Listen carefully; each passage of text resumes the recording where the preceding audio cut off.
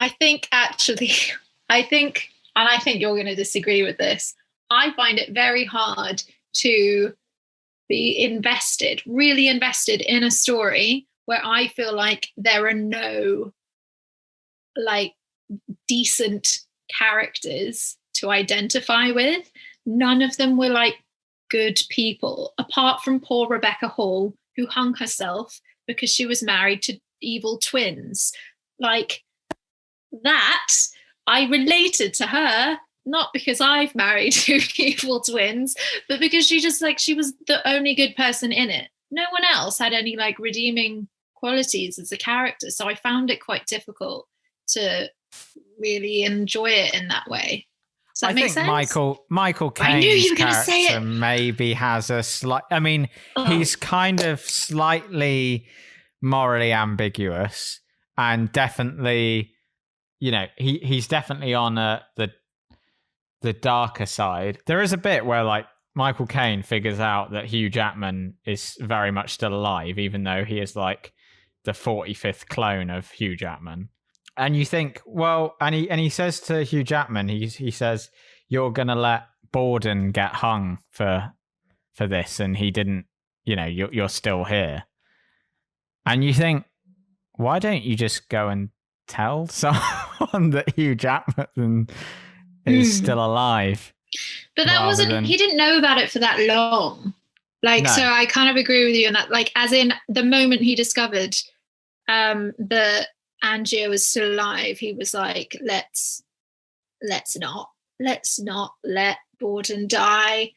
But he helped. He was the producer / stage manager / engineer of all of these very sinister tricks. Like, he was a part of this very dark world, and essentially when Borden hung, which did not appreciate that the camera did not pan away for that hanging, and they put in a very crisp neck breaking. So that was really quite vile. But he sort of said that this isn't okay. And then he went to the twin and helped him kill Hugh Jackman instead. Yeah. So I don't understand, how is he's not a good character. No, he's not a good, so he's not, like I said, he's more, I wouldn't say he's like a completely moral character, but I would say in this world that we're watching, if you're picking out people, like if you're doing like a moral scale, say, like you've got Hugh Jackman and Christian Bale's characters, Borden and Angier's are like at the bottom of this thing. You've got Rebecca Hall at the top, who just is unfortunately caught up in all of this. I'd say Michael Caine is not like right at the bottom. He's somewhere between bottom and middle. You know what I mean?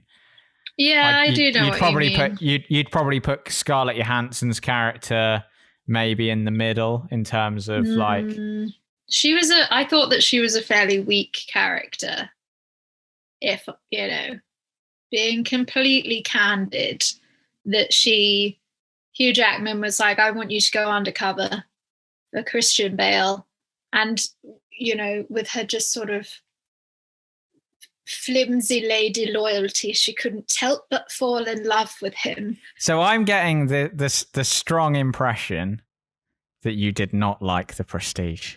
Like, that's a loaded question. I don't know. Let's rate it out of 5 dead budgerigars. What would you give The Prestige? Well, I would give it 3. I think this is where we're differing on this, because I think you're, and I can see what you're saying about how you find it difficult to watch a film where the characters are essentially just like morally bankrupt, right? And I sort of struggle with like The Wolf of Wall Street for the same reason. You know, I watch The Wolf of Wall Street and I just go, these are just terrible people just being horrible. But that one's easier for me because it's real. Whereas this isn't real. So it's hard to get invested in fiction, in total fantasy, when it's not pleasant. I can still watch a film where I find the characters sort of morally repugnant. From a story point of view and the way the film's constructed, I think it's up there with some of Christopher Nolan's best films.